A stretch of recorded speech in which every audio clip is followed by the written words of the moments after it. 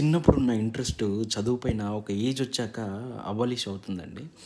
అందరికీ ఒకేలా ఉండకపోవచ్చు కానీ, ఎగ్జామ్స్‌కి నాలెడ్జ్‌తో సంబంధం లేదండి. మనం మోస్ట్ ఆఫ్ ద టైమ్స్ ఏం చేస్తామంటే, ఎగ్జామ్‌లో ఎక్సెల్ చేస్తే స్కాలర్‌షిప్ వస్తుంది. లేదంటే మెరిట్ సీట్ వస్తుంది. సో, డబ్బులు కట్టక్కర్లేదు కాబట్టి, అలా మెరిట్ సీట్ తెచ్చుకోవాలనే ప్రయత్నంలో ఎగ్జామ్స్ పాస్ అవ్వడానికి చాలా ట్రై చేస్తామనమాట. సో, ఎగ్జామ్స్‌కి చదువుతున్నామా? నాలెడ్జ్ గ్రాబ్ చేయడానికి చదువుతున్నామా? అర్థం కాని పరిస్థితిలో ఉంటాం. సో, నాలెడ్జ్ అనేది మనకు కూడు పెట్టదు కాబట్టి, ఒక స్టేజ్ అయ్యాక రియలైజ్ అవ్వాల్సొస్తుంది.